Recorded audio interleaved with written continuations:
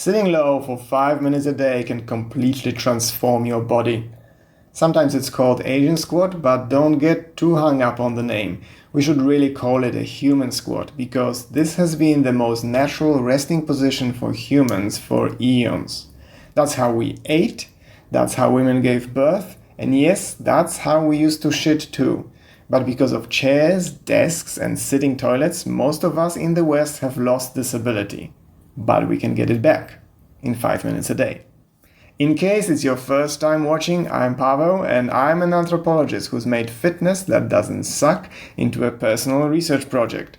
Smart maximum results for minimum effort. Fitness industry, choke back your tears. Now why 5 minutes? Well, that's what the internet gurus are saying, and internet loves numbers. I personally think it's not something you should aim for to begin with. 1 to 2 minutes is quite enough, and not in one go. 20 seconds here and 30 seconds there throughout the day can all add up. Going this easy is what I recommend in my program. 5 minutes is long enough though for us to talk about the essentials and how it will improve your overall mobility and health.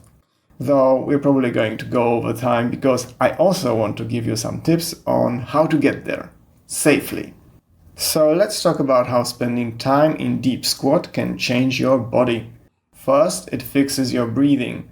When you are in a deep squat, your organs realign and you are forced to breathe deeply through your diaphragm. Breathing deeply is going to relax you. Second, it stretches the spine. The hips pull down and under while the spine elongates, spacing out the vertebrae and creating a decompression effect. This is why many find it helpful for back pain. Third, and this one is the one that I'm a great believer and advocate of. It really helps with pooping. I could be more polite and say defecation, but honestly, pooping and feces evacuation are so much more fun to say. As people get older, they very frequently start suffering from constipation, including someone that I will not tell you who she is, but I will tell you that she is old enough to be my mother. And I sold this tip to her, and it's been very helpful. This is also the reason why many people use the squatty potty or a short stool. The Asian squat is the ideal position for feces evacuation, not the sitting toilet where you are trying to push that shit out against your own body, pressurizing your abdomen and sending that surge of blood to your brain. People have had strokes on the toilet, which is a very sad, though darkly funny way to go. With an Asian squat and some coffee, you can have a relaxing break and that special feeling will come right on cue. Now let's talk about safety. The first rule, never force anything, never overdo it, never accept pain, build strength instead, gradually. Here is something the gym bros are not aware of. Muscles don't only grow big in width, they can also grow in length. They do that by adding components called sarcomeres. When the body is challenged by being stretched, it responds by adding new segments that make the muscle longer. Think of it like adding segments to a retractable antenna. But it needs time. Your body adapts in ways that require patience, not aggression. So give it that patience. Now the sports angle. If you play any sport, you're going to go into positions that push your knees beyond your toes. Think of the explosive movements in tennis, basketball, volleyball, baseball if you're an American. Wherever you have that explosive movement, your knees go over your toes. And then there is the most important sport of them all, your life. Having that strength and that range of motion is going to be marvelous. Yet doctors and trainers might tell you not to let your knees go past your toes. Why? Because most of Westerners have lost the strength and mobility to do it safely. So the easiest thing to say is just don't do it. But the position isn't inherently dangerous. What's dangerous is not being prepared for it. So how do you get there? Start barefoot, slowly, being aware that the proper form, the final position with your heels flat on the ground is probably months away. At least 3, and more like 6. So be humble and accept that. Because it's not important. Even as you start the process, you are going to feel the benefits kicking in right away. And if you're tall with long legs, yes, you can still do it.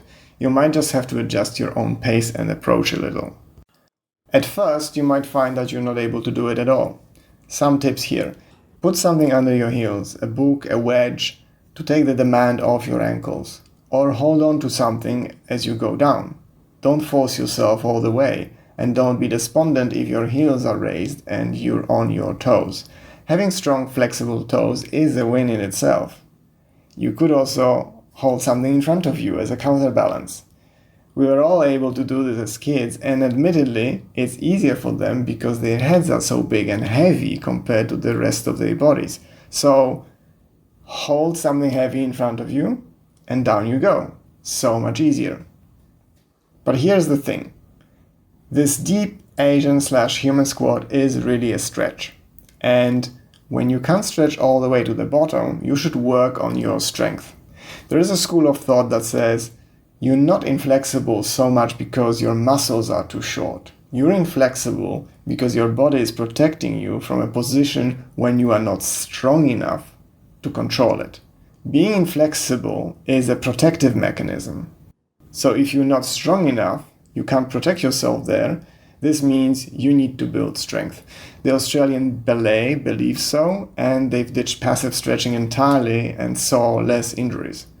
So for example, practice getting into the posture with a slow, controlled descent.